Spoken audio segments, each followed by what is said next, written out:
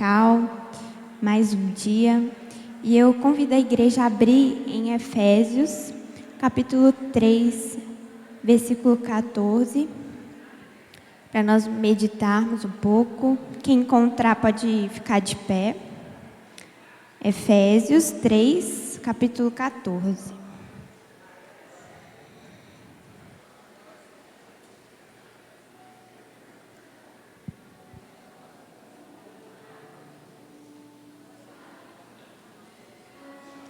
Amém. Efésios 3, capítulo 14, oração em favor do povo de Deus. Por esse motivo, eu me ajoelho diante do Pai, de quem todas as famílias no céu e na terra recebem o seu verdadeiro nome. E peço a Deus que da riqueza de sua glória, Ele, por meio do seu Espírito, dê a vocês poder para que sejam espiritualmente fortes. Peço também que por meio da fé, Cristo viva no coração de vocês. E oro para que vocês tenham raízes e alicerces no amor, para que assim, junto com todo o povo de Deus, vocês possam compreender o amor de Cristo em toda a sua largura, comprimento, altura e profundidade. Sim, embora seja impossível conhecê-lo perfeitamente, peço que vocês venham a conhecê-lo, para que assim Deus encha completamente o ser de vocês com a sua natureza. E agora que a glória seja dada a Deus, o qual, por meio do seu poder que age em nós, pode fazer muito mais do que nós pedimos ou até pensamos. Amém? Essa palavra me fez refletir. Paulo aqui, ele estava orando, né, pela igreja de Éfeso, pelo povo de Éfeso. E algo que me chamou a atenção é o pedido dele a Deus de que aquele povo fosse um povo espiritualmente forte. E eu acredito que Paulo, ele fez esse pedido ao Senhor porque ele sabia da tendência da natureza humana de ser carnal.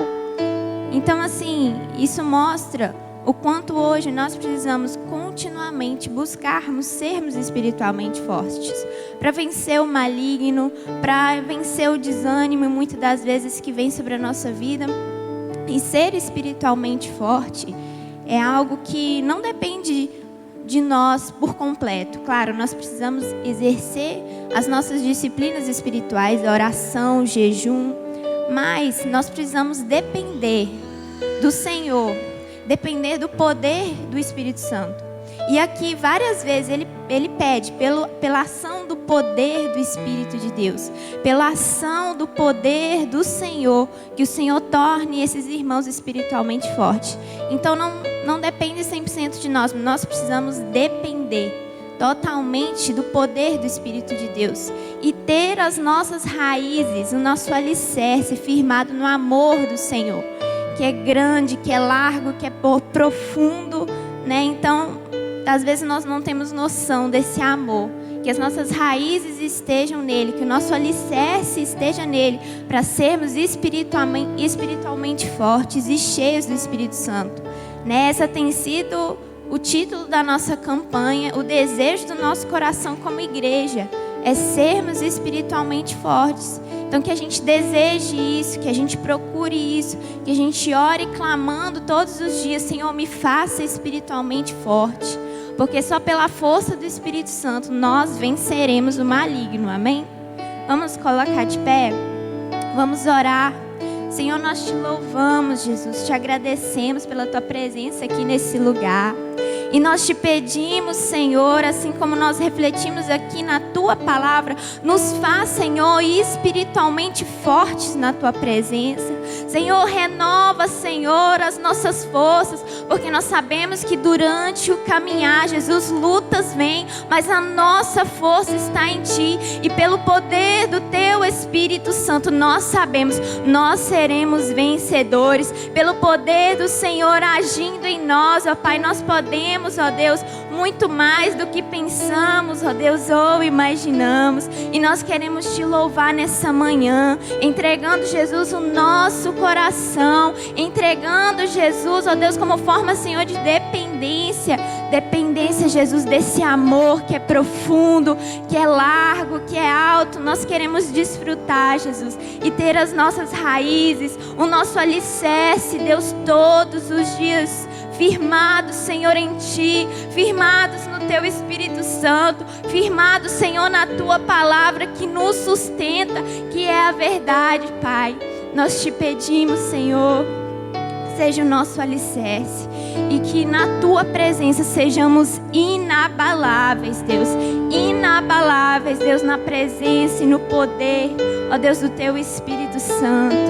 Pai, nós te louvamos, Deus, e queremos declarar, Jesus, nessa manhã a nossa dependência, o nosso amor, ó Deus, por Ti, Espírito Santo de Deus.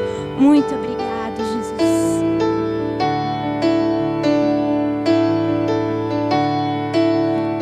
Sempre bendirei, Senhor, confiarei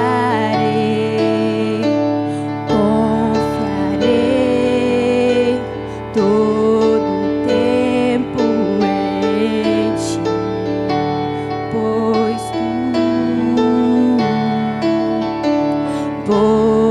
Tu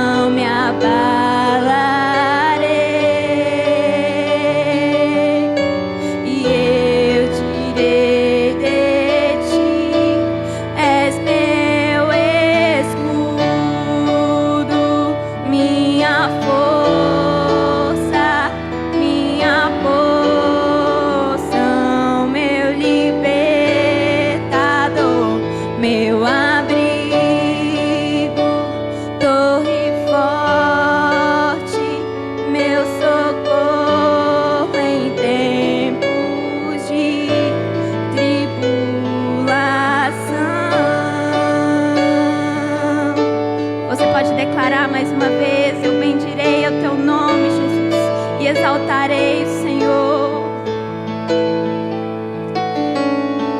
Não há outro igual a Ti, Senhor.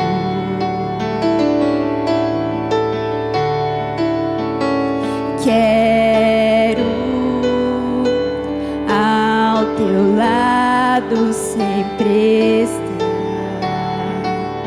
pois Tu me libertaste do medo, pois Tu me libertaste do medo, firmou os nossos pés, firmou sobre a rocha os meus pés.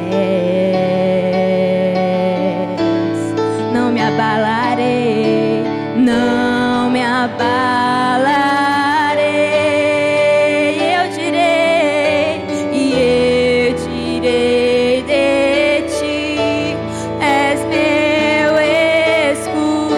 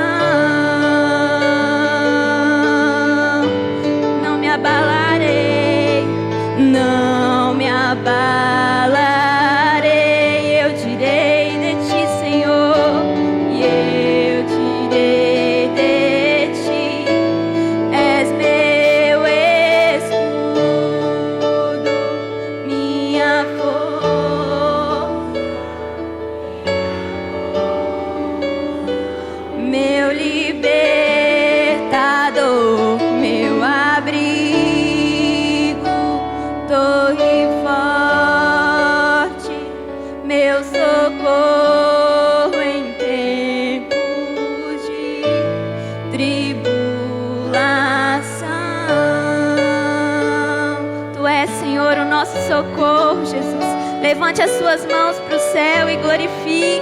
Tu és, Senhor, a nossa força, o nosso escudo, o nosso protetor.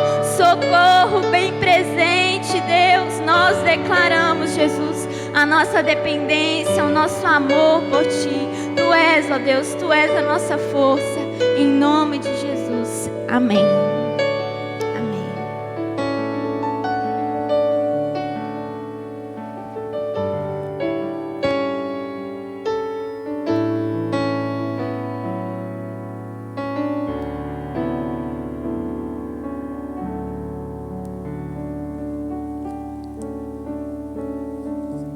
Amém? Graça e paz. Que o Senhor possa abençoar a sua vida. Para mim está chegando com bastante eco aqui.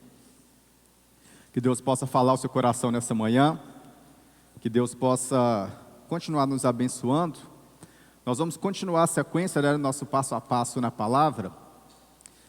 Na semana retrasada, nós estudamos aí o livro de Juízes. Nós falamos então durante um período de 400 anos em que o povo estava, eles chegaram na terra de Canaã, Josué liderando o povo ali nas conquistas, nas batalhas. Após a morte de Josué, nós não tínhamos nenhum líder que assumiu o povo posteriormente na batalha, ou na liderança ali da nação de Israel. Nós não tínhamos um líder único, como Moisés e Josué. Posteriormente, nós lemos e estudamos que o que aconteceu? Após a morte de Josué, aqueles juízes que haviam sido instituídos ainda por Moisés, pelo conselho do seu sogro Jetro, estes ali, eles ficaram então na liderança do povo. Nós tivemos aí alguns juízes, como tivemos Débora, tivemos Baraque, tivemos Sansão, tivemos alguns líderes aí proeminentes, até que chegasse na monarquia, posteriormente lá com Samuel, que foi o primeiro, digamos assim, dos profetas, Saul e posteriormente Davi.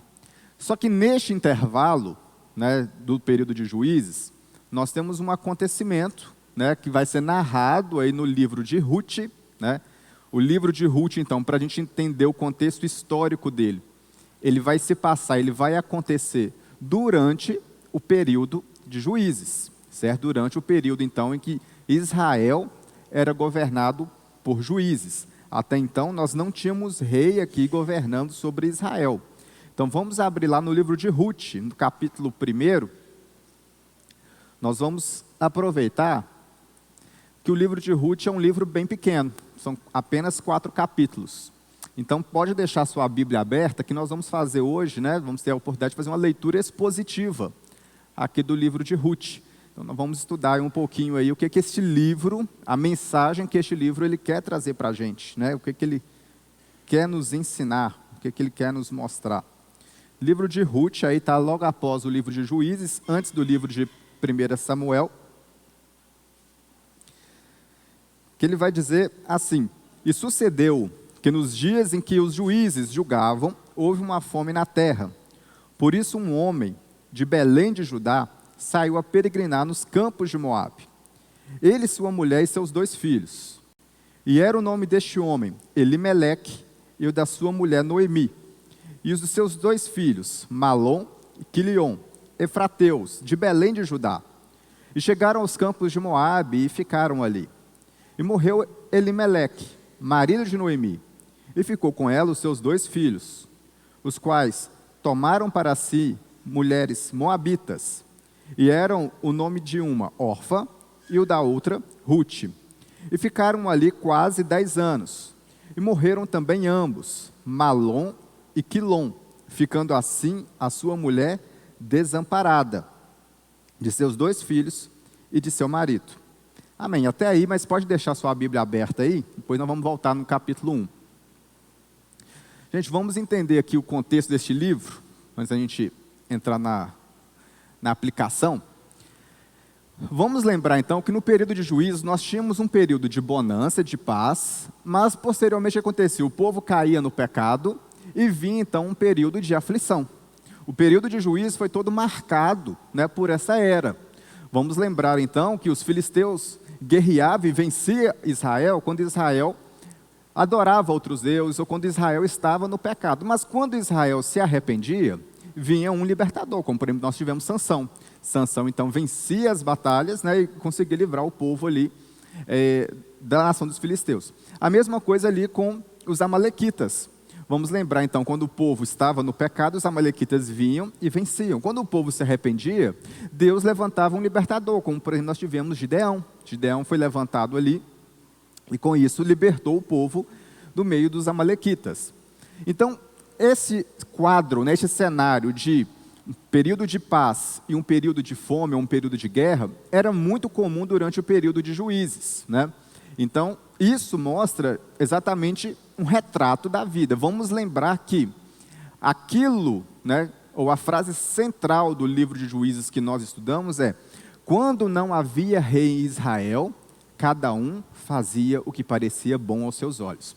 Era isso que se resumia o livro de Juízes. Então, o livro de Juízes e o período de Juízes, ele demonstra que em um período de anarquia, ou seja, um período em que não havia rei, havia também aflição durante o período em que esse povo estava ali, né? Ou seja, trazendo para as nossas vidas.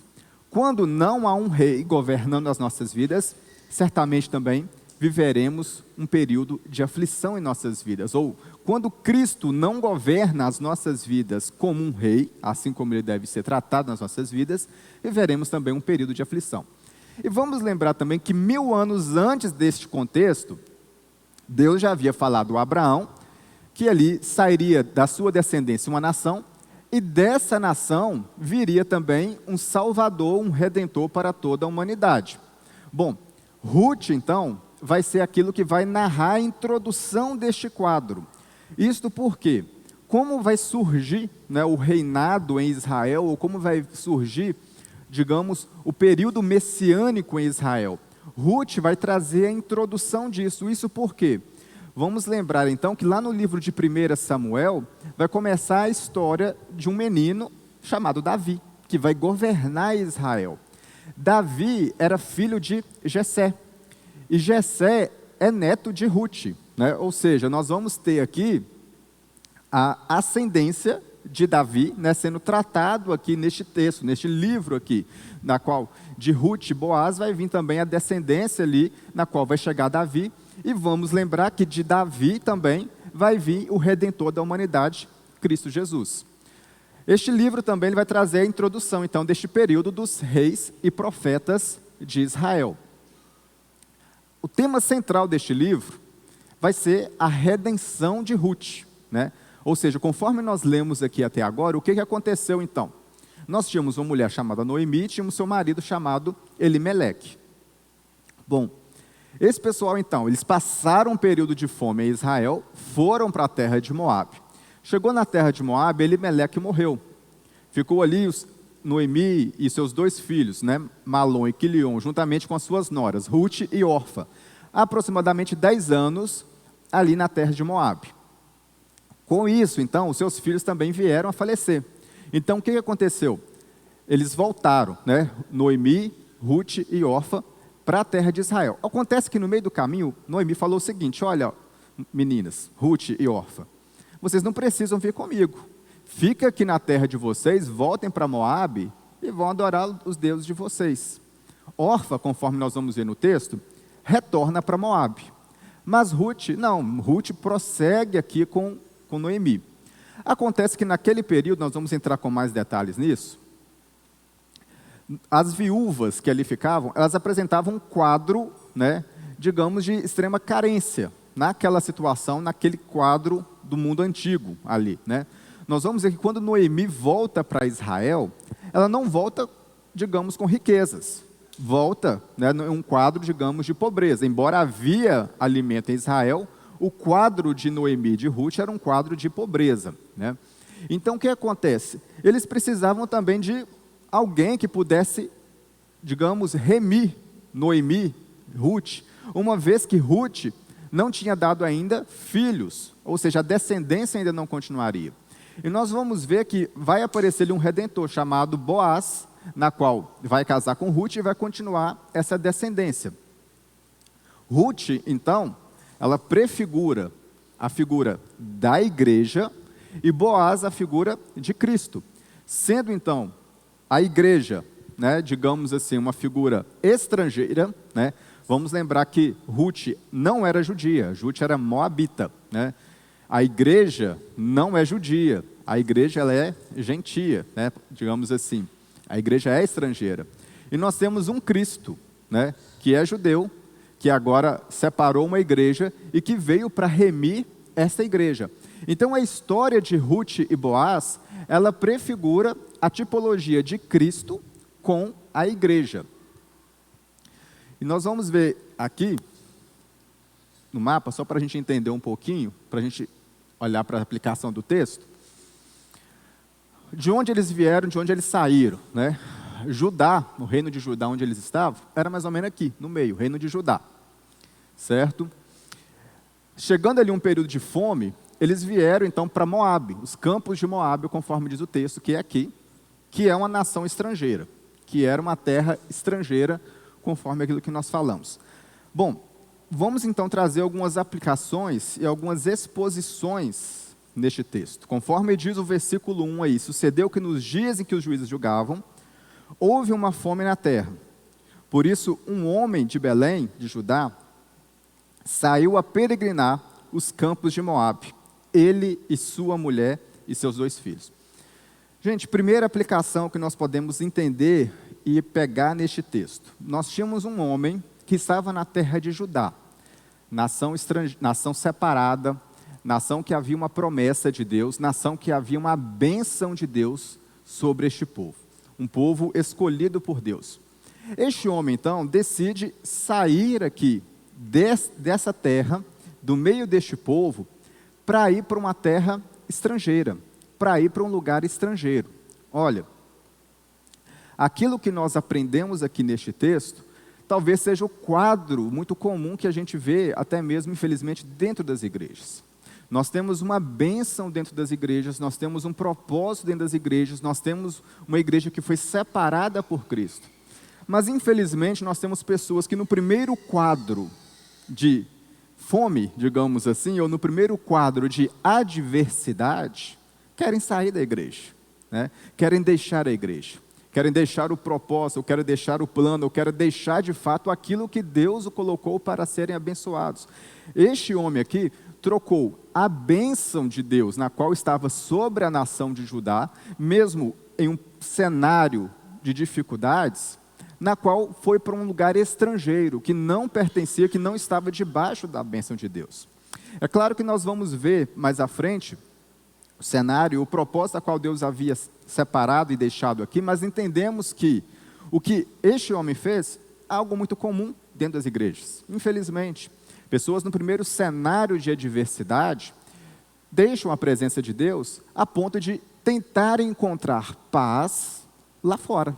Tentar encontrar paz em Moabe, tentar encontrar paz nos campos de Moabe.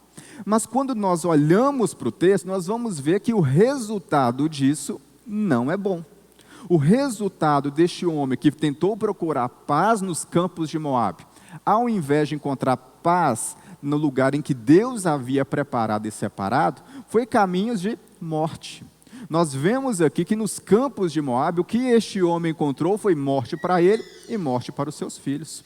Ou seja, nós entendemos, conforme neste contexto, é que se nós queremos procurar paz longe ou fora do propósito de Deus para as nossas vidas, certamente o que nós encontraremos será destruição para nós mesmos. Talvez um outro ensinamento que nós pegamos ainda aqui neste versículo 1, está justamente no cenário daquilo que o apóstolo Paulo vai pregar lá em Efésios, no capítulo 6, no versículo 3. Olha só, texto bem conhecido, Efésios 6,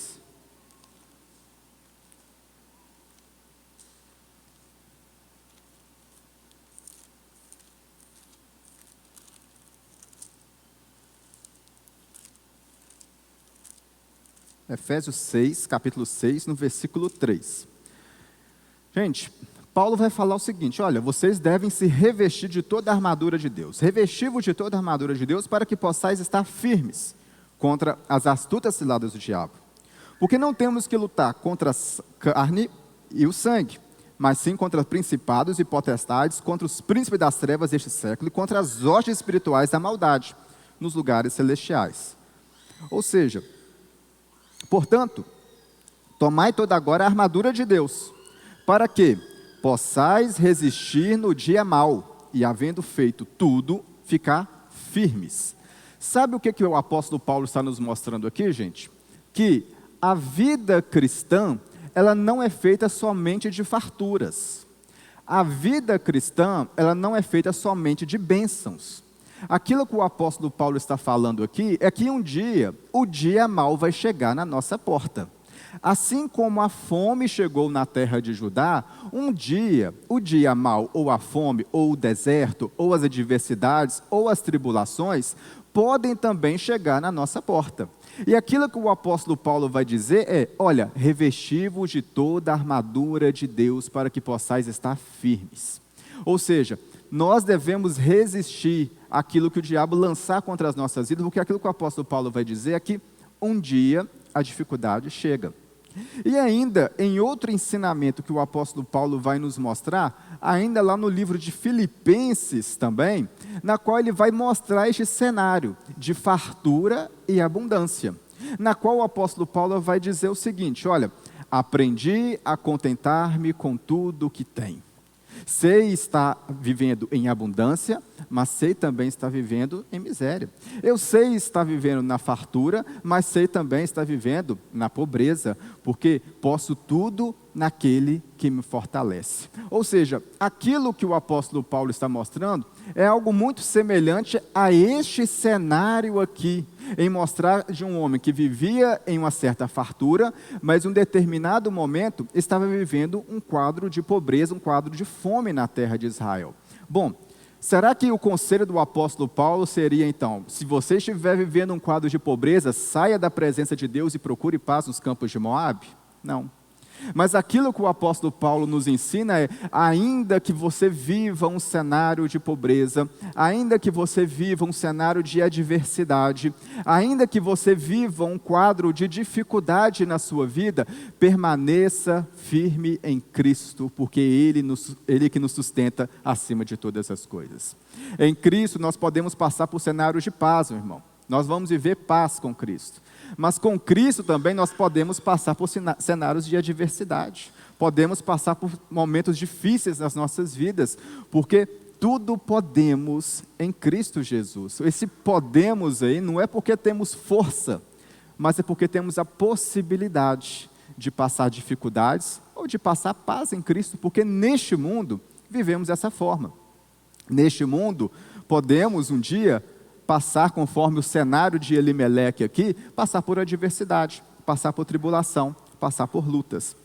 E olha só o que o texto continua dizendo. Ele então tinha 2 filhos, Malom e Quilion, eram efrateus de Belém. Efrata era um outro nome dado também a Belém, né, a cidade de Belém, que ficava em Judá. Eles saíram então de Judá, a fim de procurar paz, então procurar alimento nos campos de Moabe. Então, saiu ali de Judá e foi para Moabe, né? Chegou ali, então, o que aconteceu?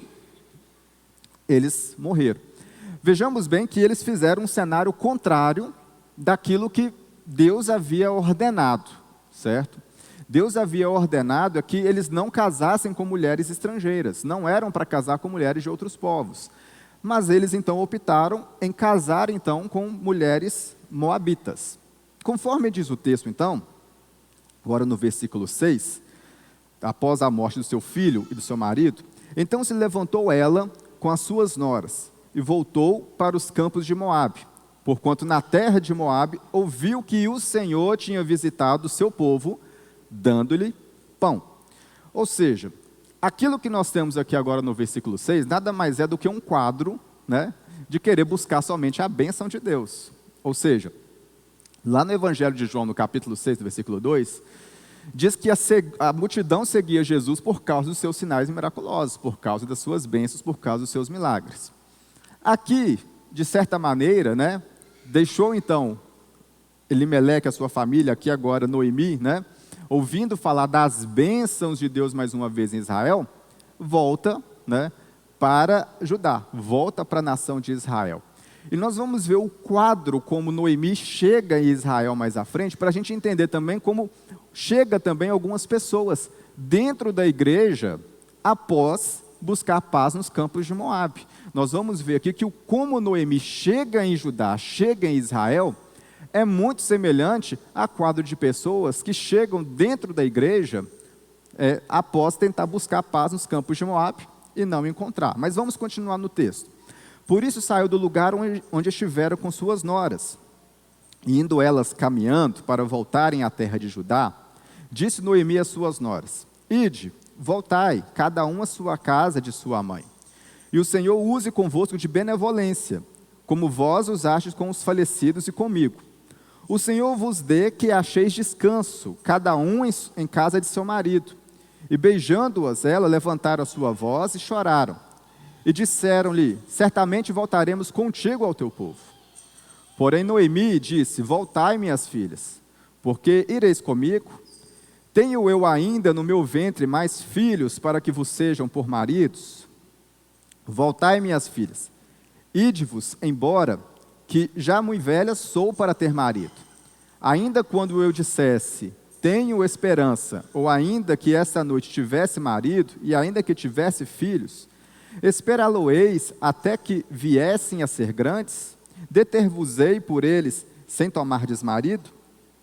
Não, filhas minhas, que mais amargo me é a mim do que a vós mesmas, porquanto a mão do Senhor se descarregou contra mim. Então levantaram a sua voz, tornaram a chorar, e Orfa beijou a sua sogra, porém Rute se apegou a ela. Por isso disse Noemi: eis que voltou tua cunhada ao seu povo e aos seus deuses. Tua cunhada ao teu povo e às suas deuses. Volta também após a tua cunhada. Bom, o que nós temos até aqui neste ponto? Até aqui nós temos uma atitude de Orfa, digamos, já esperada. Pela argumentação de Noemi, era uma coisa esperada. Noemi já está velha, não pode dar mais filhos, né? Não tem mais com quem casar, eu vou voltar para a minha terra, né? O conselho de Noemi foi o seguinte para Rute: olha, Rute, volta para a sua terra também e adore os seus deuses. Porém, Rute, nós vamos ver no contexto aqui, optou em não voltar, optou a estar com Noemi. Quando ela dá este conselho para Rute: olha, volte para a sua terra e adore os seus deuses, é justamente um conselho que nós temos aqui, de que, olha, volte para Moabe e viva a sua vida comum, e viva adorando os seus deuses. Aquilo que foi muito bem, digamos, entre aspas, compreendido por Orfa, uma vez que Orfa aparentemente não estava querendo abrir mão dos seus deuses para adorar apenas o Deus de Israel, foi uma atitude contrária tomada por Rute. Rute, aparentemente, até este momento aqui, queria adorar apenas o Deus de Israel e não os deuses moabitas. Agora, soa estranho para nós, no ano de 2022, esta fala de Noemi. Bom, como assim, né? Ela não vai dar filhos, ela ia casar com os filhos, né, de Noemi, ela não podia achar outro marido, tinha que ser os filhos de Noemi. O que é isso que Rute está falando? Aquilo que Rute está falando aqui, ele vai, digamos, respaldar e vai ser como embasamento de todo o livro de Rute, uma prática chamada levirato. Vamos abrir lá no livro de Deuteronômio, capítulo 25, para a gente entender isso aqui. Deuteronômio, capítulo 25.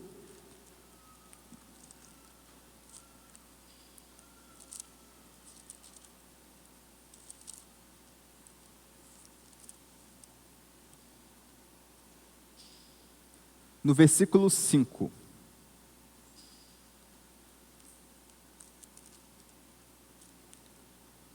Diz assim: quando irmãos morarem juntos e um deles morrer e não tiver filhos, então a mulher do falecido não se casará com um homem estranho, de fora. Seu cunhado estará com ela e a receberá por mulher, e fará a obrigação de cunhado para com ela.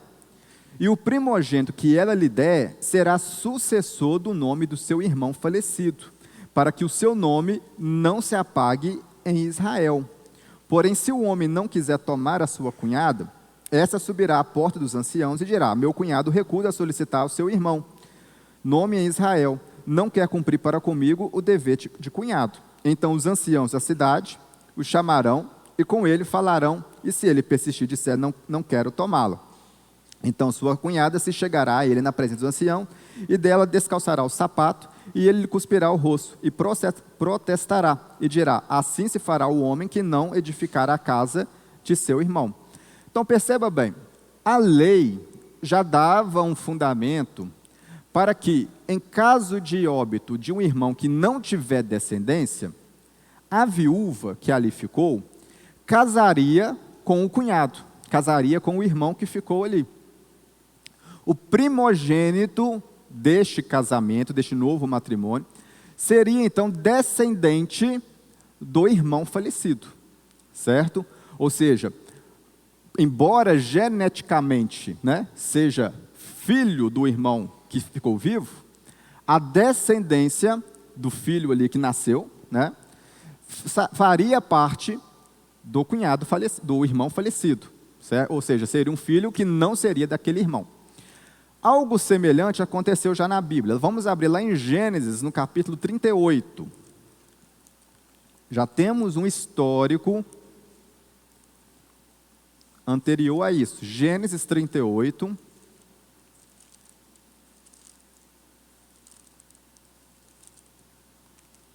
No versículo 8.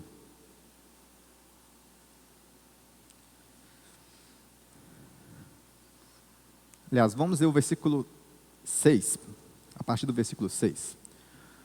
Judá, pois, tomou uma mulher para o seu primogênito, e o seu nome era Tamar.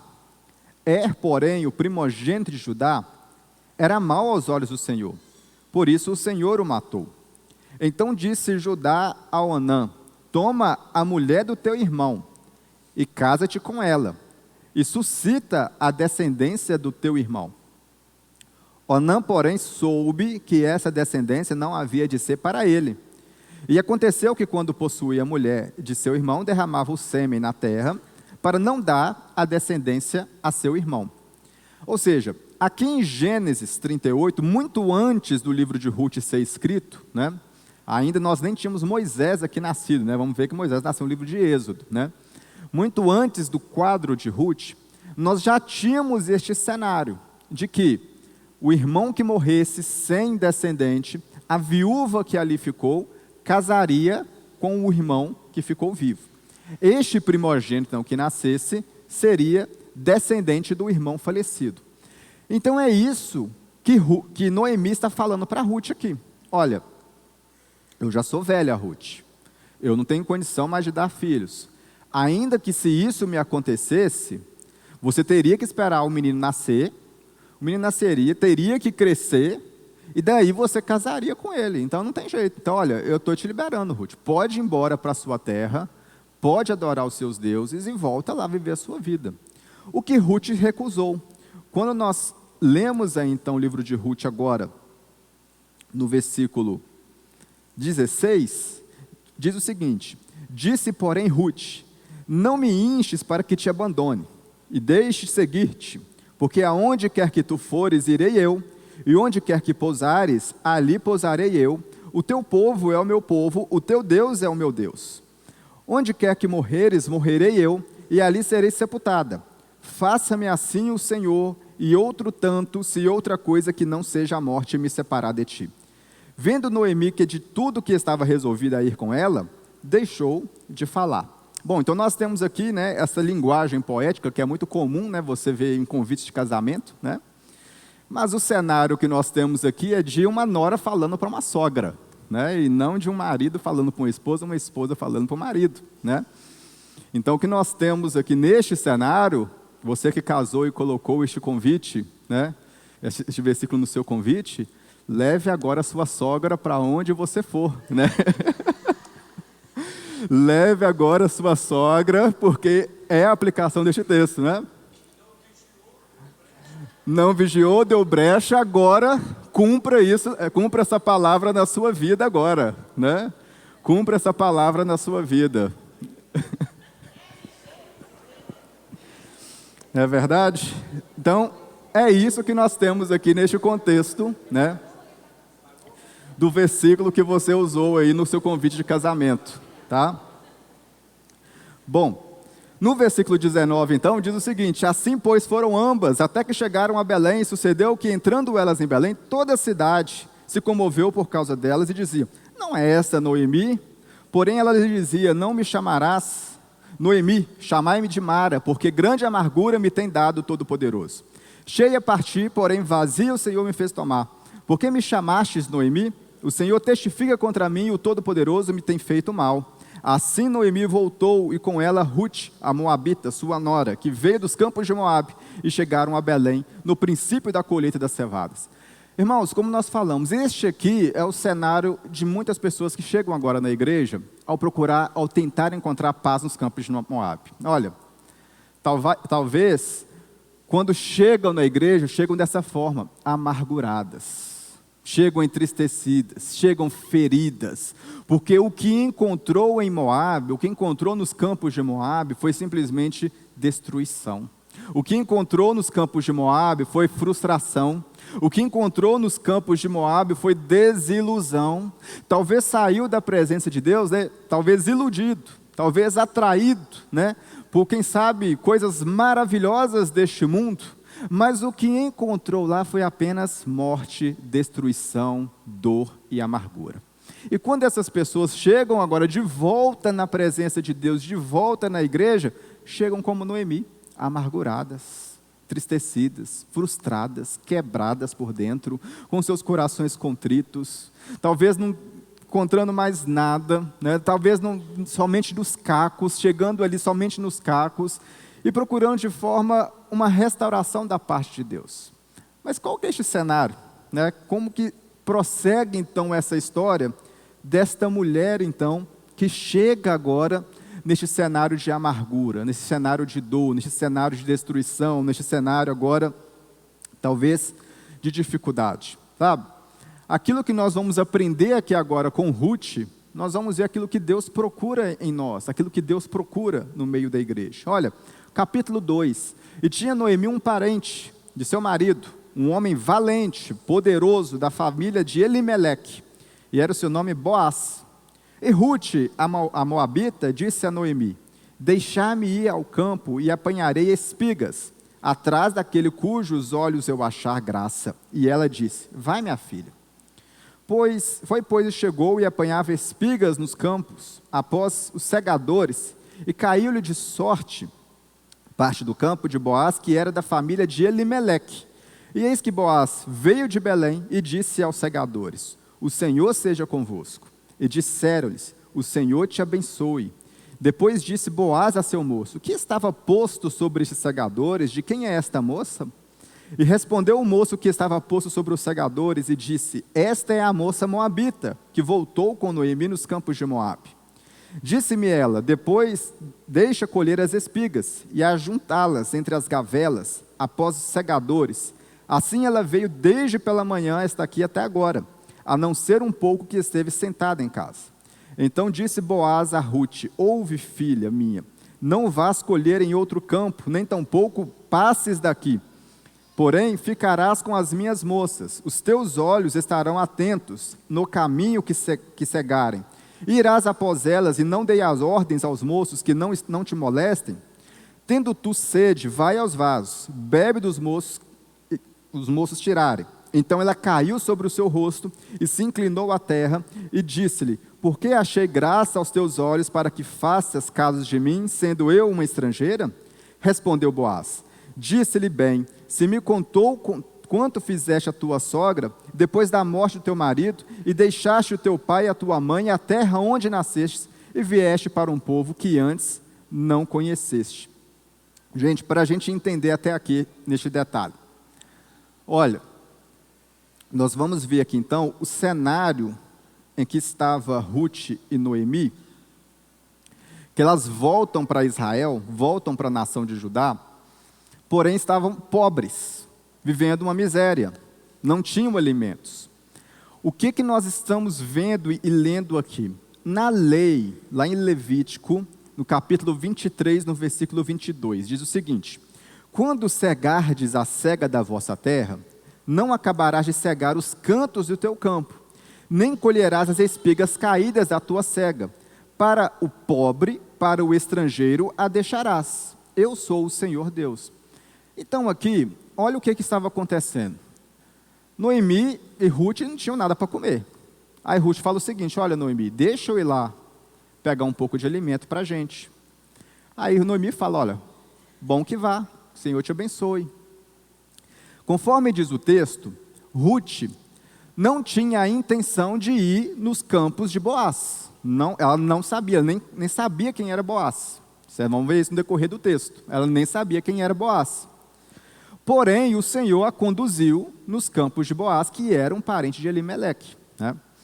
E o que acontece? Ruth não chegou lá para pegar ou para colher os campos de Boaz. O que acontecia? Conforme nós temos o texto, o versículo anterior, que era o tempo das colheitas da cevada. Estas espigas aqui, não é espiga de milho, tá? Talvez na sua cabeça veja espiga de milho aqui, não é espiga de milho. O que nós temos aqui é espigas de cevada. Cevada é um alimento parecido com trigo, né? Então o que acontece? Quando o povo ia colhendo, ia caindo um pouco para trás, ia ficando um pouco para trás. A lei falava o seguinte: olha, vocês não vão voltar para pegar isso que ficou para trás, não. Deixa isso que ficou para trás para os estrangeiros e para os pobres.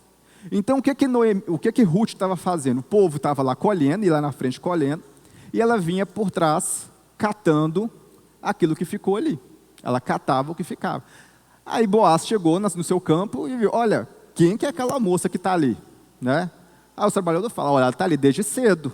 Ela está pegando aquilo ali, está catando o que está sobrando desde cedo ali. Então Boaz chega. Boaz, embora ela não conhecesse Boaz, né, Boaz ouviu falar da história dessa nora que chegou com Noemi em Belém. Então ele descobre que esta moça é Ruth, que estava ali no seu campo, na qual ele fala: olha, eu fiquei sabendo do bem que você fez à sua sogra, Noemi, sabe?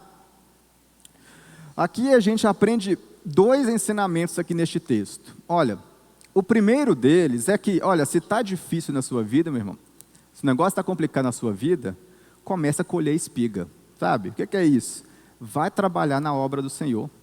Começa a trabalhar na obra do Senhor, vai fazer a obra do Senhor, porque a gente viu aqui que esta moça só foi abençoada no dia que ela se levantou e começou a trabalhar. Sabe, tem hora que a gente está num momento tão difícil que a gente fala assim: não tem condição de fazer nada, não dá para me fazer nada, não tem condição mais na minha vida. Mas aquilo que a gente aprende é que quanto mais nós entregamos na obra do Senhor, enquanto mais nós trabalhamos para Deus, enquanto mais nós dedicamos ao Senhor, mais Deus encontra graça nas nossas vidas. Nós vamos ver aqui que na vida de Ruth, Boaz encontrou graça em Ruth, conforme diz o texto. É porque ela estava sentada em casa lamentando a sua vida, lamentando da sua história, lamentando aquilo que aconteceu? Não, é porque ela saiu para trabalhar. É porque ela saiu para debulhar as espigas ali no campo, sabe? Muitas vezes a gente fica muito tempo sentado lamentando a vida, mas aquilo que Deus procura de nós é que nós venhamos nos levantar e começar a trabalhar para Ele, trabalhar no reino, trabalhar na obra. E aquilo que nós aprendemos aqui também neste texto, é que tudo quanto nós semearmos, nós vamos colher, sabe? Olha, talvez Ruth poderia ter feito como a sua outra concunhada, né? Órfã, podia ter voltado para sua terra. Mas ela preferiu ficar com Noemi. E a sua história foi conhecida. E por causa do seu ato de bondade com a sua sogra Noemi, ela encontrou graça também em Boaz. E nós vamos ver aqui que pelo fato de ela ter feito isso, Boaz o ajudou muito mais. Deu água. Falou: olha, ninguém te moleste, fica aqui com as moças que trabalham para mim.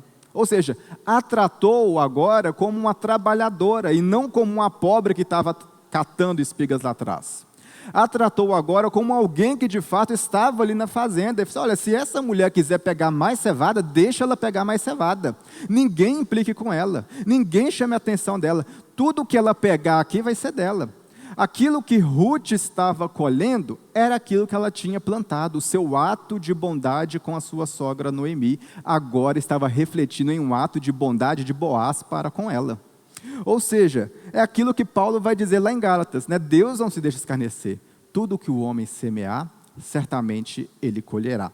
Então o que nós temos aqui agora é uma ajuda de Boaz por causa do ato de Ruth. E conforme vai dizer o texto, né, no final do dia, Boaz então, olha, chega aqui, não precisa ir embora não. Come pão, lá no versículo 14. Come pão, molha um teu bocado no vinagre, e ela se assentou ao lado dos segadores, e lhes deu o trigo tostado, e comeu e se fartou, e ainda lhe sobrejou. E levantando-se ela a colher, Boaz deu a ordem aos moços, dizendo: até entre as gavelas deixai-a colher, e não a censureis, e deixai cair alguns punhados, e deixai-os ficar para que os colha, e não as repreendais. E esteve ela apanhando naquele campo até a tarde, debulhou e os apanhou, foi quase uma efa de cevada, ou seja, um baú inteiro cheio de cevada. O que um pobre na mão, né, não ia conseguir catar. Mas o que ela conseguiu também, com o ato de misericórdia de Boaz, com o ato de graça de Boaz, foi de fato muito mais daquilo que ela poderia imaginar. Olha só, o texto continua dizendo o seguinte: então Noemi, ela chegou, né, para Noemi e falou que encontrou com Boaz, no versículo 20. Então Noemi disse à sua nora: bendito seja o Senhor, que ainda não tem deixado a sua beneficência, nem para com os vivos, nem para com os mortos. Disse-lhe mais Noemi: este homem é nosso parente chegado, e um dentre os remidores. Disse Ruth a Moabita: também a mim disse com os moços: tenho-te ajuntarás, até que acabem toda a cega que tem. E disse Noemi a sua nora: melhor é, minha filha, que saias com as suas moças, para que noutro campo não te encontrem. Assim ajuntou-se com as moças de Boaz para colher, até que a cega da cevada dos trigos se acabou, e ficou com a sua nora. Bom, o que é que nós temos aqui então, irmãos? Aqui, Noemi reconheceu Boaz. Olha, Boaz é um parente remidor. Nós falamos aqui então do parente, porque a lei agora, ela vai estabelecer também lá no livro de Levítico, que aquele mais próximo vai ser o parente remidor. Lá no livro de Levítico, então, vai estabelecer que se não tiver irmão, um outro parente próximo pode ser alguém que pode ser o remidor. Bom, olha agora a alusão que nós temos aqui à pessoa de Cristo, tá? Bom, nós sabemos que Cristo é Deus, Ele é Deus, está acima de tudo, tem o poder, tem todo o domínio em suas mãos. Cristo não poderia ser o nosso parente, né? Porque Ele é Deus, certo? Mas olha agora a obra redentora de Cristo sobre as nossas vidas. Conforme lá o Evangelho de João, capítulo 1, versículo 1, Ele se fez carne por nós. Ele era Deus, estava com Deus, era Deus. E lá no capítulo de João, no capítulo 1, vai dizer que Ele se fez carne e habitou entre nós, estando próximo a nós. Ou seja, Ele se aproximou de nós para nos tornar os nossos parentes, para se fazer como homem, para se fazer como carne, para se tornar um redentor. E a palavra mais, digamos, próxima disso, nós vamos encontrar agora lá no Evangelho de Mateus, no capítulo 12. Olha só o que Cristo vai falar ao dizer sobre a parentela dele, né? Ao falar sobre quem são os seus parentes, né? Ou seja, aquilo que Cristo fez ao se aproximar de nós é de nos fazer um parente, ou dele se tornar o nosso parente remidor, aquele que nos traria a redenção. Olha, capítulo 12, no versículo 46, vai dizer o seguinte: e falando ele ainda à multidão, eis que estavam fora a sua mãe e os seus irmãos, pretendendo falar-lhe. E disse-lhe alguém: eis que estão ali fora a tua mãe e os teus irmãos, que querem falar-te. Ele, porém, respondendo, disse que eles falaram: quem é minha mãe? Quem são os teus irmãos? E estendendo a sua mão para os seus discípulos, disse: eis aqui a minha mãe e os meus irmãos, porque qualquer que fizer a vontade do meu Pai, que está nos céus, este é o meu irmão e irmã e mãe. Ou seja, Cristo nos aproximou de nós de uma tamanha, né, aproximação, que Ele nos fez o nosso parente. Ao fazermos, né, a vontade de Deus, Ele se torna o nosso parente. Ou seja, Ele se torna o nosso parente remidor, Ele é o nosso redentor. Aquilo que a lei havia falado, que apenas um parente próximo poderia ser um redentor, é aquilo que agora Cristo faz nas nossas vidas, e quando nós fazemos a sua vontade, nós nos tornamos um parente próximo a Jesus, e Ele pode se tornar o nosso redentor. Aqui nós temos então a figura de Boaz prefigurando aquilo que Cristo fez nas nossas vidas, ao se tornar próximo a nós. E o que nós temos aqui, nós estamos na metade aqui do livro. Alguma pergunta até aqui, algum comentário?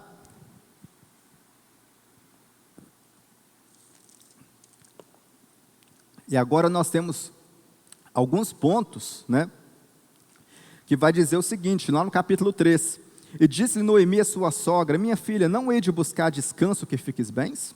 Ora, pois não é Boaz com cujas moças estiveste de nossa parentela? Eis que essa noite padejará a cevada na eira. Leva-te, pois, e unge-te a veste dos teus vestidos, desce à eira, porém não te des a conhecer ao homem, até que tenha acabado de comer e beber. E há de ser que quando ele se deitar, notarás o lugar em que deitar-te, então deitarás e descobrir-lhes seus pés, e deitarás a ele e farás saber o que deves fazer. E ela lhe disse: tudo quanto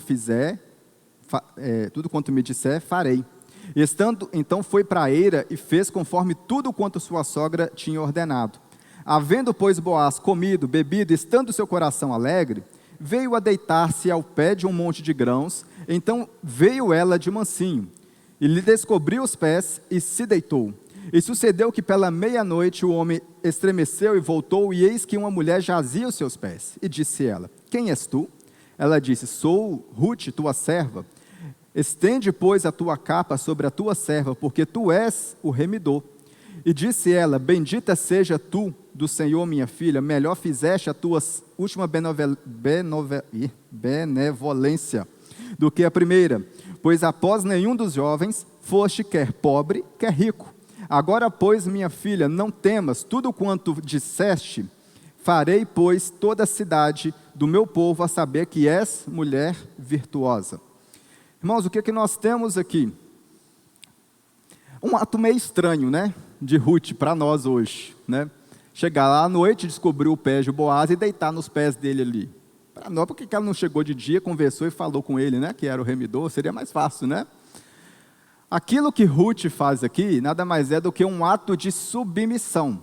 Ao descobrir os pés de alguém e deitar-se nesses pés, significava um ato de submissão àquela pessoa. Olha só o que nós temos aqui agora acontecendo lá no Evangelho de Lucas, no capítulo 7 e no versículo 36. Nós vamos ter algo semelhante a este quadro que nós temos aqui.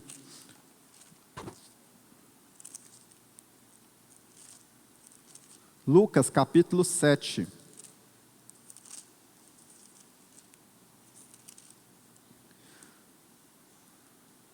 Versículo 36 diz o seguinte: e rogou-lhe um dos fariseus que comesse com ele, e entrando em sua casa do fariseu, assentou-se à mesa.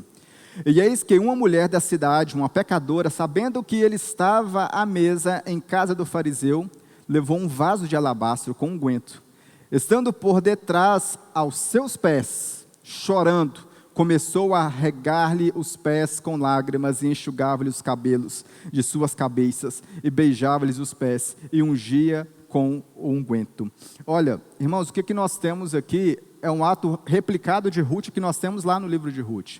Esta mulher também um ato de submissão aos pés de Cristo, assim como Ruth em um ato de submissão aos pés de Boaz.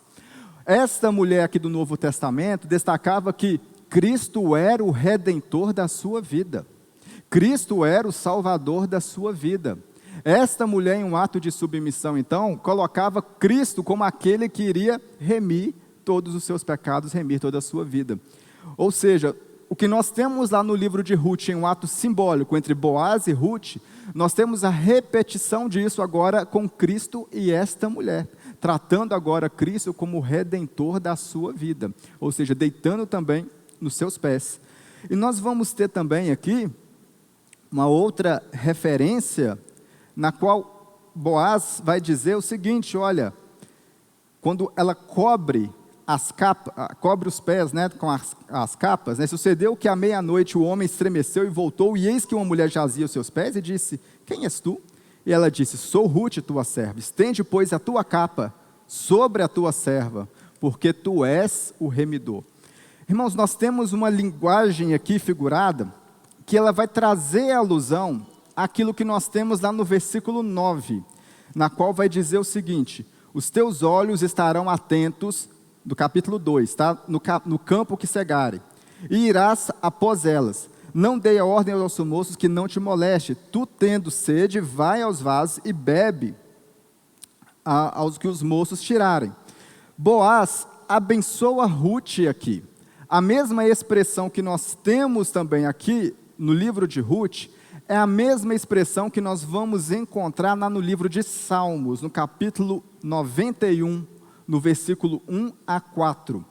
Quando Rute cobre os pés aqui de Boaz, né, com a sua capa, mais uma vez, quando ela cobre com as capas aqui, nós temos no versículo anterior, Boaz abençoando Rute, mais uma vez, é a mesma expressão que nós vamos ter lá no livro de Salmos, no capítulo 91, principalmente no versículo 4.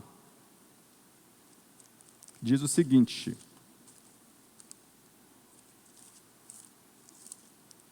Salmos 91 diz o seguinte: aquele que habita no esconderijo do Altíssimo, à sombra do Onipotente descansará. Direi do Senhor, Ele é o meu Deus, o meu refúgio, a minha fortaleza, e nele confiarei. Porque Ele te livrará do laço do passarinheiro e da peste perniciosa. Agora, a expressão que nós temos aqui no versículo 4, essa primeira parte, embora traduzida por cobertor, né, nós vamos ter que seja abençoado. A expressão é: Ele te cobrirá com as suas penas, e debaixo das suas asas te confiarás, e a sua verdade será o teu escudo de broquel. Ou seja, o que nós temos aqui é a alusão entre Boaz e Rute, mais uma vez, é aquilo que Deus faz com os seus filhos, abençoando e escondendo debaixo das suas asas.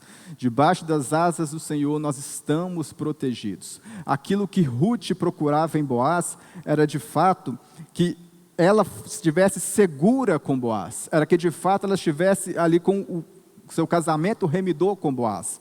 E a expressão que Boaz utiliza ao abençoar Rute, também como mulher virtuosa, é a mesma expressão que nós encontramos também lá no livro de Provérbios.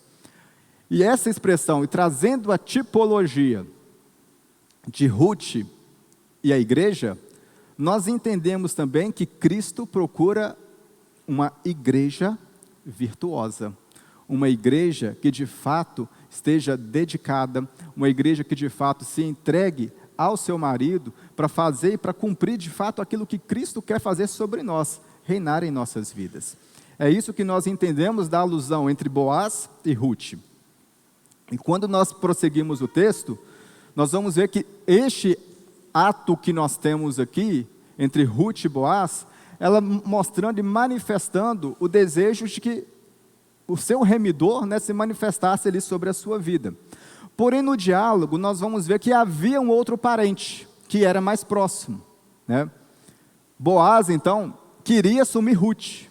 Boaz, então, queria de fato entregar ali este casamento e se casar com Rute. Mas, para obedecer à lei, um outro parente mais próximo, ele tinha preferência. Então Boaz fala: olha, nós vamos fazer um acordo aqui.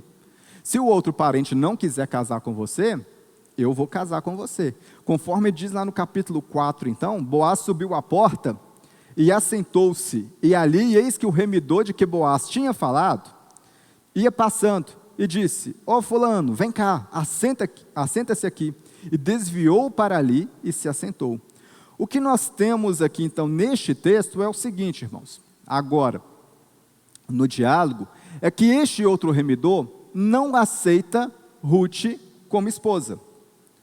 Isso porque, vamos ver, aquilo que nós lemos lá no livro de Gênesis, no caso de Onã, Onã, sabendo que a sua descendência não iria para ele, não queria engravidar a mulher, né? Ou seja, embora estivesse na lei, muitas pessoas não queriam, né, ali aceitar a esposa do irmão falecido, uma vez que a descendência não iria para ele. Então muita gente não queria. E conforme diz o capítulo 4 aqui, a conversa entre Boaz e este segundo parente, que não é citado o nome, demonstra e indica que Noemi já estava, digamos assim, pobre de tudo, porque já estava prestes a vender até mesmo as suas terras, né? Ou seja, venderia suas terras para conseguir algum dinheiro para ter mantimento. Aqui no próprio diálogo, Boaz vai falar o seguinte: olha, então aquele que quiser comprar ou quiser ter as terras de Noemi, leve também a esposa Ruth, leve também Ruth como esposa. O que este segundo parente não quis, não aceitou, porque conforme diz o próprio texto aqui, iria atrapalhar os direitos de herança. Conforme diz o texto aqui, ele não queria, porque de fato ele iria perder heranças ali.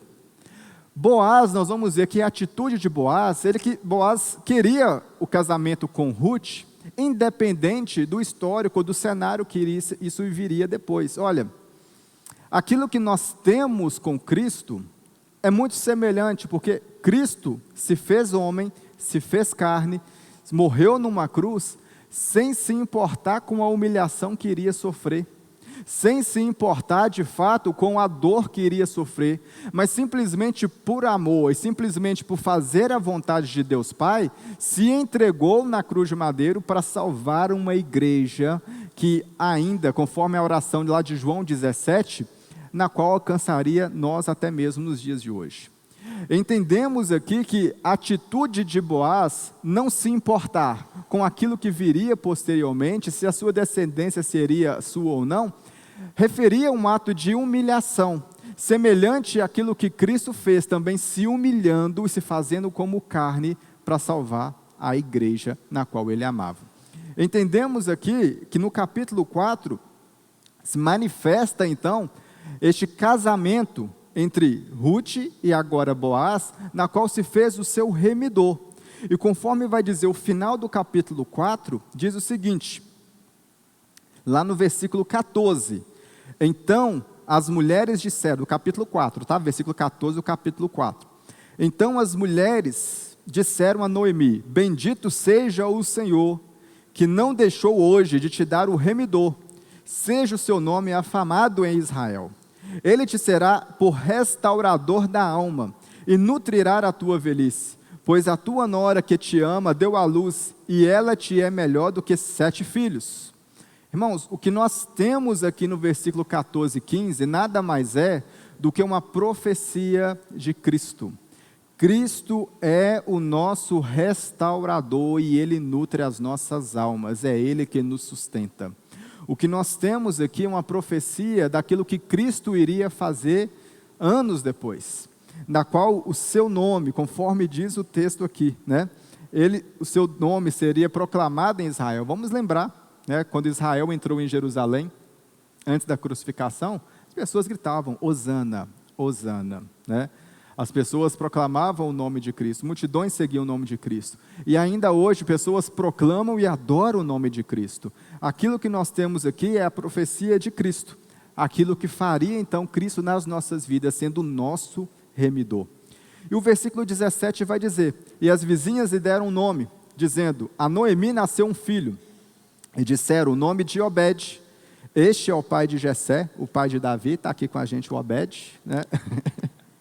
Não este Obed, mas o outro Obed, pai de Jessé. Essas são, pois, as gerações de Pérez. Pérez gerou a Esdrom, Esdrom gerou Rão, e Rão gerou a Aminadab. Aminadab gerou a Naasson, e a Naasson gerou Salmão. Salmão gerou a Boaz, Boaz a Obed gerou Jessé, e Jessé gerou Davi. Então, aquilo que nós temos aqui é a história, então, precursora de Davi, que nós vamos começar a falar nas próximas aulas, aí juntamente do livro de 1 Samuel. Mas, irmãos, vocês entendam, sabe? Cristo é o nosso Redentor. É Ele que nos remide de todo pecado, é Ele que nos limpa de todo pecado, sabe? Aquilo que nós aprendemos aqui neste texto é que as misericórdias do Senhor se renovam sobre as nossas vidas. Por mais que nós chegamos amargurados, como Noemi, por mais que nós chegamos quebrados, por mais que nós chegamos em cacos, na presença de Deus, você tem um Deus aqui que restaura a sua história. Você tem um Cristo aqui que te traz uma nova história. Ele renova os seus caminhos e renova as suas forças. Talvez você chegou, né, procurou paz nos campos de Moabe, não encontrou e voltou, né? Está aqui agora, talvez amargurado, entristecido, talvez somente nos cacos, né, quebrados. Olha, entregue os seus caminhos ao Senhor, porque Ele é o nosso restaurador. Ele é aquele que morreu por nós e Ele pode mudar a sua história. Ele renova as tuas forças. Ele quer trazer para você descanso. Descanse debaixo das asas do Senhor. Descanse debaixo da presença do Senhor, porque Ele está aqui para te trazer vida e vida em abundância. Amém? Vamos orar. Coloque-se de pé por um instante.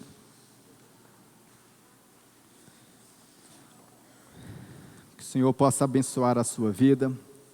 Que o Senhor possa falar ao seu coração. Senhor Jesus, Pai amado, queremos agradecer por tudo quanto o Senhor tem feito e falado nas nossas vidas. Peço, Jesus, que a Tua presença se renove sobre nós. Agradecemos, Deus, porque Tu és, Pai, o nosso Redentor. Tu és aquele que nos remiu, Pai. Tu és aquele, Deus, que nos trouxe vida e abundância, Pai. Espírito Santo, peço, Pai, que o Senhor fortaleça vidas aqui, Deus. Que por mais, Deus, que venha o dia mal, por mais que venha a fome, por mais que venha a tribulação, essa vida, Deus, persevere nos Teus caminhos, Deus. Continue firme no Teu propósito, porque Tu és o nosso Deus, Tu és o nosso Senhor, Tu és aquele que nos sustenta. Te agradecemos, Deus, por tudo quanto o Senhor tem feito, por tudo quanto o Senhor tem falado nas nossas vidas. Que a Tua presença renove sobre os nossos corações, no nome de Jesus. Amém. Amém? Que Deus abençoe. Glória a Deus. Pode se assentar, queridos, graça e paz. Estamos chegando aí ao nosso final da escola. E como é bom a gente rever, né? Como é bom a gente entender melhor a Bíblia, o livro, um pouco da tipologia, daquilo que aponta para Cristo. E em cada livro da Bíblia vai te mostrar, vai te revelar algo novo. E nós precisamos conhecer isso aí.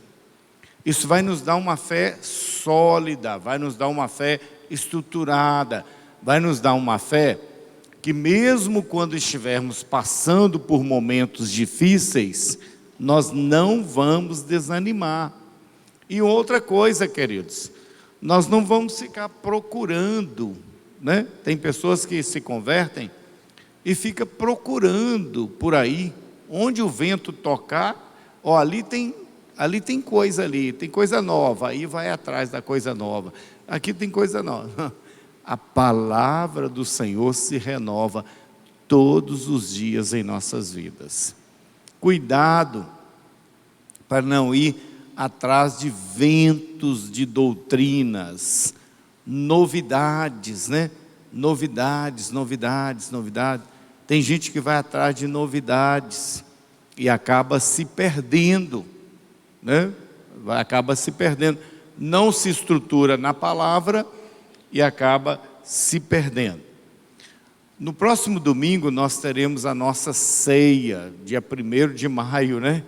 E no mês de maio nós vamos trabalhar um mês inteiro com um mês bem voltado aos valores da família. Eu vou até passar, não sei nem, acho que o menino não conseguiu mandar. Nós vamos fazer uma série de mensagens sobre o mês da família. Já gravei essas mensagens e espero que essas mensagens venham falando ao seu coração. Mande essas mensagens quando você receber, mande para os seus familiares, para os amigos, porque tem sido abençoado. Ontem eu recebi uma mensagem de uma família, um casal, que eu mando para ele, estava mandando sempre as mensagens, mas aí faltou uns 4 fins de semana que eu esqueci de mandar para ele. Ele me mandou uma mensagem ontem, lá do Pará, uma família que me hospedou na casa deles, lá no Pará, quando eu estive lá visitando uma igreja, eles me mandaram, o rapaz me mandou a mensagem e falou: pastor, manda as mensagens para mim, eu estou sendo abençoado com essas mensagens. E aí eu mandei para ele ontem, ainda mandei umas 2 mensagens para ele, inclusive aqui sai hoje, né? Tem uma mensagem que sai hoje. Então, nós temos investido, no mês de maio vamos investir em mensagens da família. Estamos na nossa campanha de oração. Se você não orou ainda, tem uma semana para você, ainda está a tempo. Hoje à noite, até sábado à noite, vamos encerrar no sábado, dia 30, 21 dias de jejum e oração. Pela manhã, de 7 a 8 da manhã, um grupo está aqui orando, um grupo grande, abençoado, e à noite, um grupo de 21h30 às 22h30. Você pode fazer parte desse momento de oração. E outra coisa que eu falo, meu irmão, minha irmã, talvez nem seja para você que está aqui, mas que ecoe para essas pessoas, né? Você percebe que às vezes as pessoas que mais precisam da oração não estão na oração? Às vezes as famílias que mais precisam de socorro não estão procurando socorro, não estão buscando ajuda, às vezes estão paradas, sabe? E nós temos um trabalho abençoador e queremos abençoar. Venha para a oração. Pastor, mas não posso vir todos os dias? Vem os dias que dá para você vir, o dia que você não puder vir, você vai orar em casa. Ora em casa, ora onde você estiver, mas esteja dentro do propósito da oração para o seu crescimento. Lembrando também que mesmo acabando aqui o dia 30, essa campanha, o ano do clamor continua. Então nós temos 365 dias. Se você não optou ainda por um dia da semana para você jejuar até meio-dia, ainda dá tempo. Nós estamos no mês de abril. Embora que está passando rápido, né? Já chegamos a abril, daqui a pouco, semana, domingo, já estamos em maio. Passa rápido, está passando muito rápido.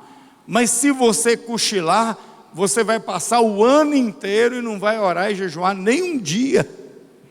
Aí será uma vergonha para um rapaz ou uma moça que tem o título de crente.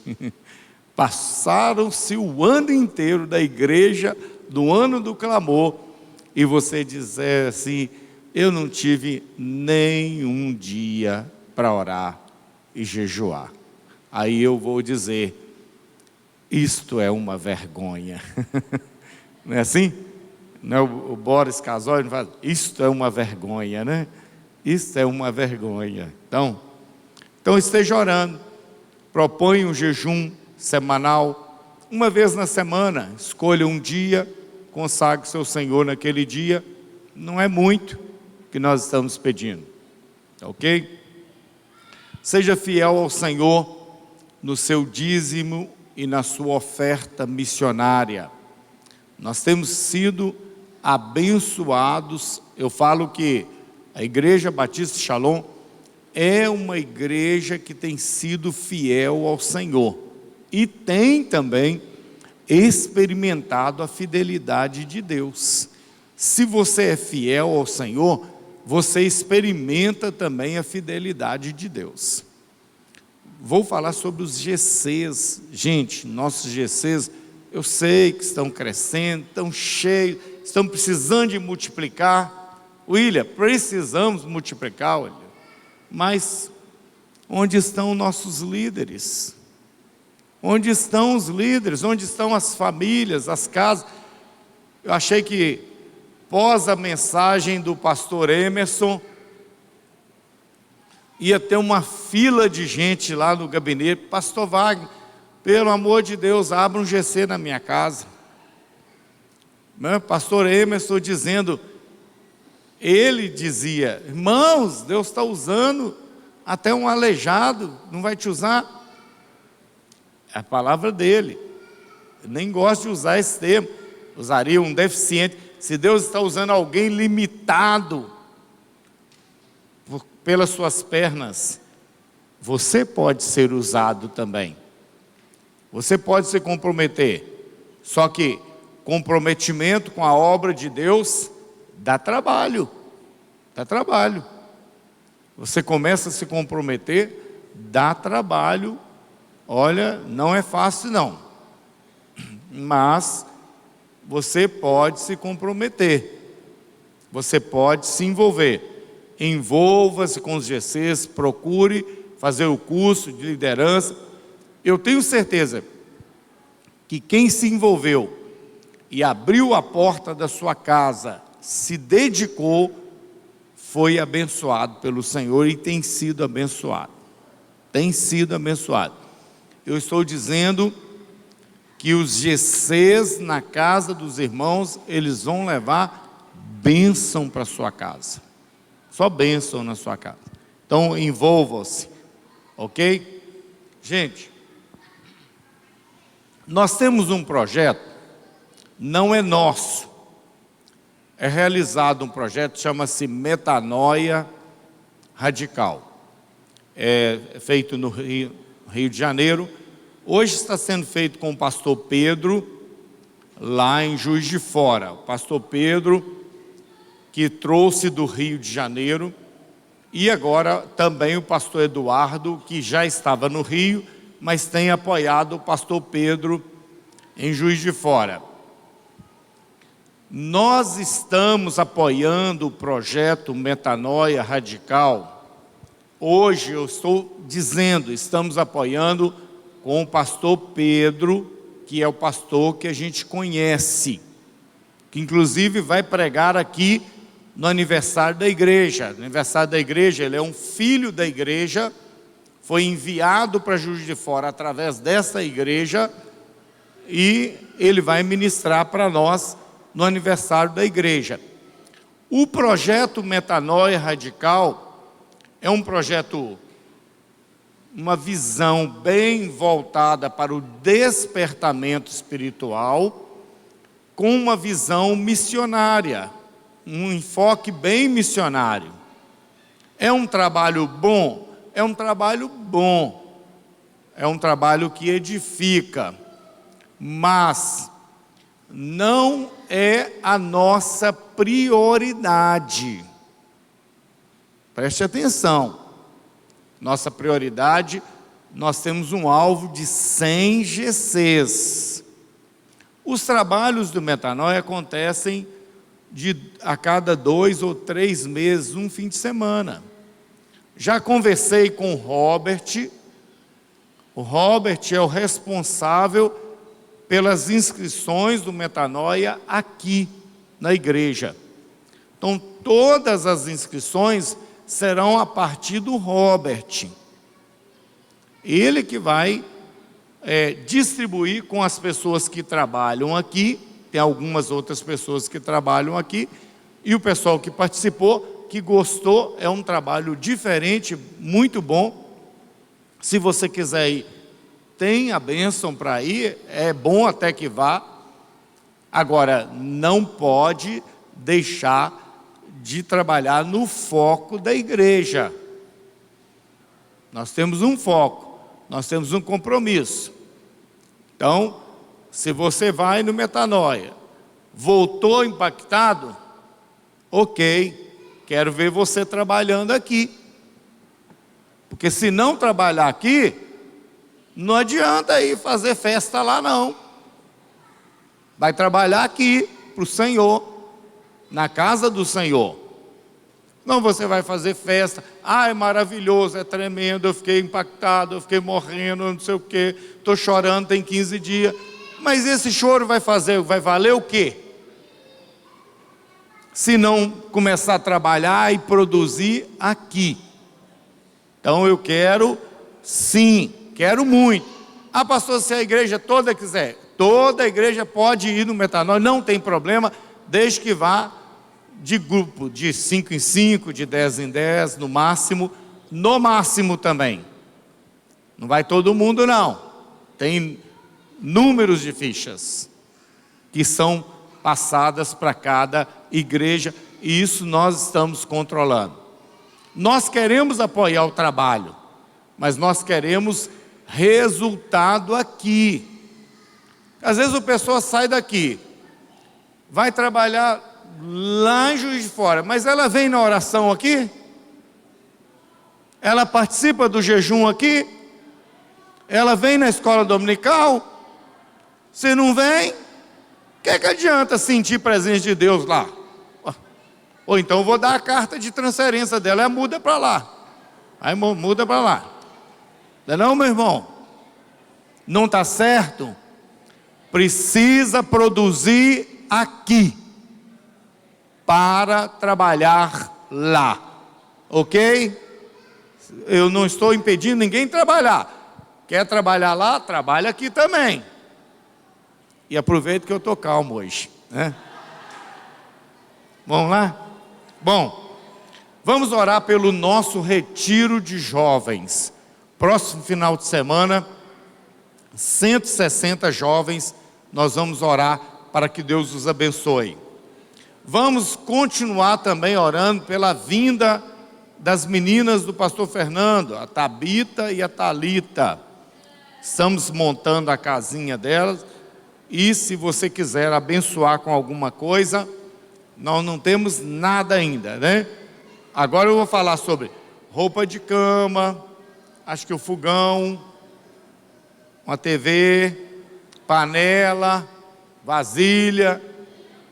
Se quiser abençoar, pode abençoar, tá bom? Vamos servir o Senhor com alegria. Os meninos mais bonitos dessa igreja, por favor, podem subir. Aí o Enéas fica todo alegre, né? Enéas, puxou o pai.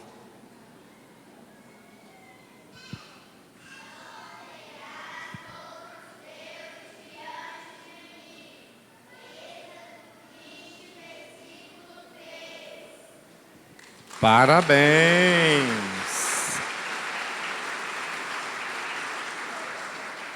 Muito bom.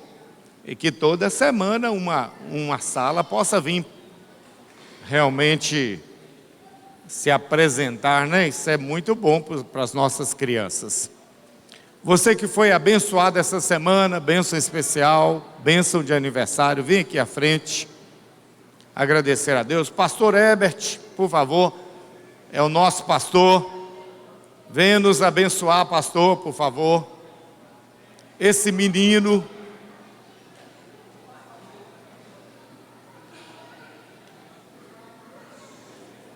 bênçãos especiais, bênçãos de aniversário. Fomos abençoados aí grandemente.